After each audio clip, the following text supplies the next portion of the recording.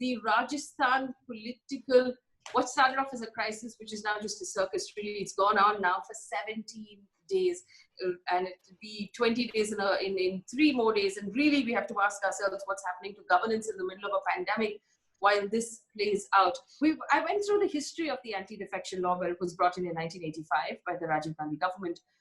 It was really meant to protect political parties. Does it protect citizens? And is it effective in sort of giving our vote dignity, in giving the vote on the citizen dignity? The anti-defection law, to my mind, was to actually give support to the political parties. Now, from a citizen's viewpoint, you may feel is the citizens that is more important. And then the question would be, have I voted for the person or have I voted for the party? But it was precisely for this reason that people don't jump from party to party that this law was brought in. Unfortunately, it's not serving its purpose. And then you question, it's not, I mean, the political party is to a large extent representing the citizen, because when I vote for maybe Sachin Pilot, I won't quote Sachin Pilot, I'll say when I vote for X, I am also voting for the Congress party. So the question is, the two become equally one and the same together. And then the question would be, if he goes, is it affecting the, is it really my vote was partially for that party and that person all rolled into one, and whether it would not create insecurity and instability in governance if defection was going to be allowed. That's why mergers are allowed, all that is allowed, but otherwise you are not allowed to go and defect. Chief Minister, Deputy Chief Minister have not been talking to each other. We're in the middle of a pandemic. People are losing jobs. Workers have had to walk back to their villages. There's no food. There's no work. Can we afford a power tussle? And is it fundamentally anti-citizen to play this out at this time?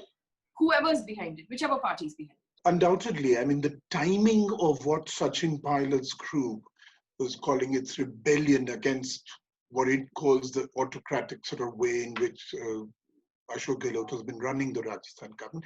I think more than the morality, that is a separate question. But the timing itself, seems horribly flawed to me. Because in the middle of a pandemic and at a time when relations between the two, if what Ashok Gehlot has very openly said, that they were not even on talking terms for more than a year and a half, it just tells you that the rift between the two had virtually divided the Congress party into two warring camps in Rajasthan. So in a certain sense, this rift had to be resolved, had to be repaired at some stage. I think the timing is definitely not acceptable, because no matter what your grievance is, no matter how serious the situation that you were facing, but if you could tolerate it for 17, 18 months, perhaps you could tolerate it for a few more months just to ensure that Rajasthan would get good governance.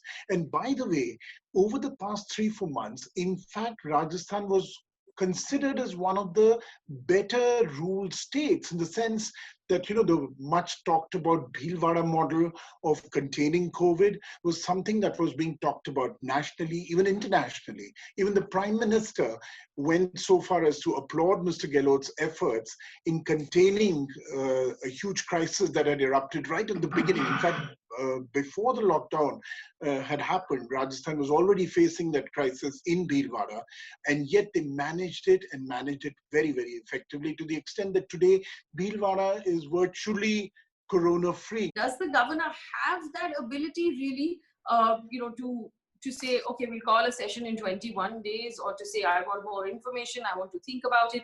When you have a chief minister saying, I want to prove my, my strength on the floor, at a time when, as pointed out, the state is in crisis, there is a governance issue, it makes sense to close this matter as quickly as possible. What does the law say about this? So according to me, see, the law basically again leaves these things to conventions, and we leave conventions to the rubbish bin. So the fact is, these conventions are not being respected, but every time such issues have come up before the Supreme Court has normally said 5 days, 7 days are more than sufficient to prove the strength of the party and the majority. Now, that is when it goes into the court domain.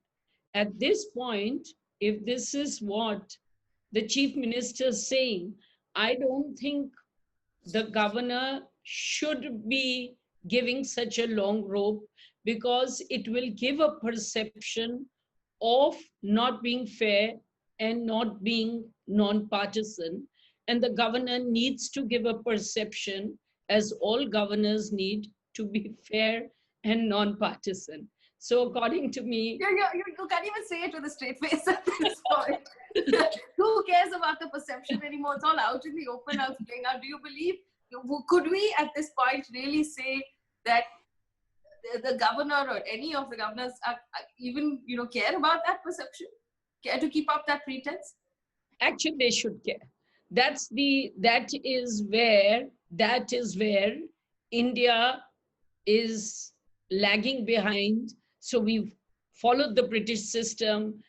We were to be governed by conventions. Despite that, in our constitution, several of these conventions were put in the written word only to make sure that the discretion would not be misused. Congress has not had technically a president within the party for over a year now, for nearly a year now.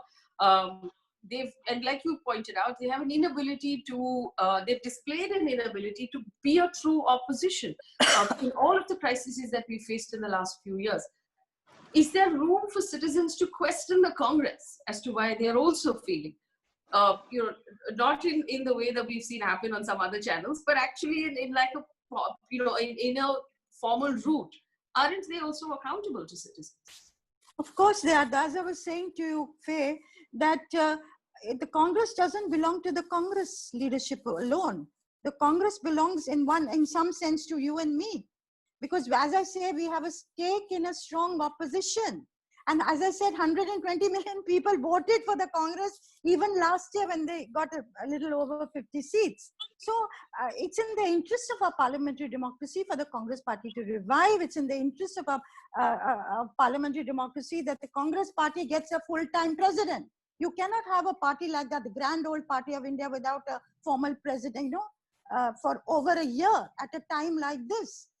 So that is given. How do we have this implemented? You can raise your voice, you can write about it, you can speak about it, which we are doing.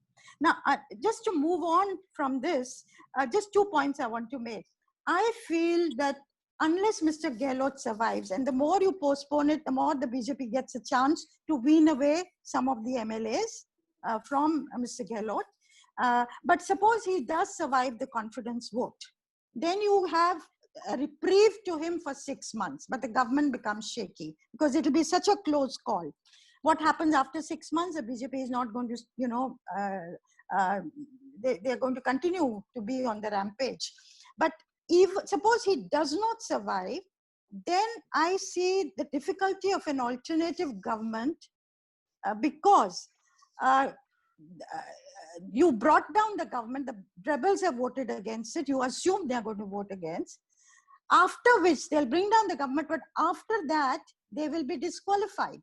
Therefore, the House becomes 181, the majority figure is 91, yes. The BJP is at 76, it will have to win a whopping 15 people to come over to its side, which is a very large number, because to be able to form a government immediately, because these 19 would have been disqualified, they cannot then vote for the BJP. I assume that is the way it's going to pan out. The speaker is not going to be quiet as soon as the vote has taken place. Therefore, and in any case, the BJP would not want Vasundhara Raje Scindia to take over from all accounts, you know, the politics of that party. Therefore, what we would be headed for is a spell of president's rule. Now, is that good for Rajasthan? Not good for Rajasthan? As I said, Rajasthan today is a big mess with a capital M. As a citizen, you know, right now, other than helplessness, I'm a little angry, quite honestly. We've been in a lockdown for 4 months. People are losing jobs. People have lost loved ones. The middle class has gone out of their way, donated money to the PM Cares Fund, donated money to NGOs, distributed food. We're being asked to make a great number of personal sacrifices, close our offices, not run our businesses, let go of employees because we can no longer pay salaries, you know, stay home, stay safe, all of these things. People are being asked to make a lot of personal sacrifices. At this point, if a power tussle is going to emerge, and one, let's assume that Sachin Pilot and Ashok Gehlot do not get along and have not gotten along for the last 2 years, could you not have held this together until the crisis had passed? Could you not have set aside whatever your differences were and put your citizens first?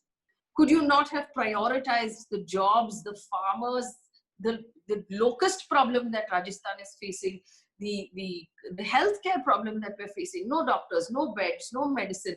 I mean, one shudders to think what will happen when the vaccine arrives and the sheer mayhem that will play out on corruption on every level of government.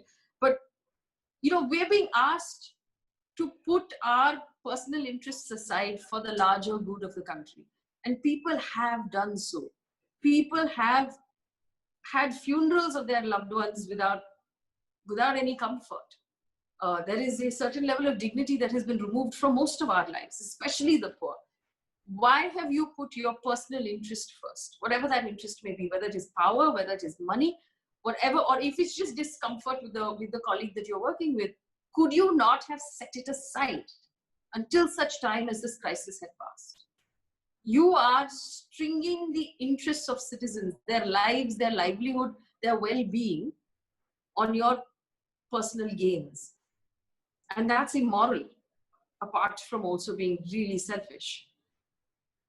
This should be wrapped up as quickly as possible. However the chips finally fall, we need to have a government in place in Rajasthan. We can't have MLAs sitting, playing Antakshari at the Fremont Hotel, because, and I don't know who's paying for any of this, but it's not good and it needs to stop. And one hopes that it stops immediately.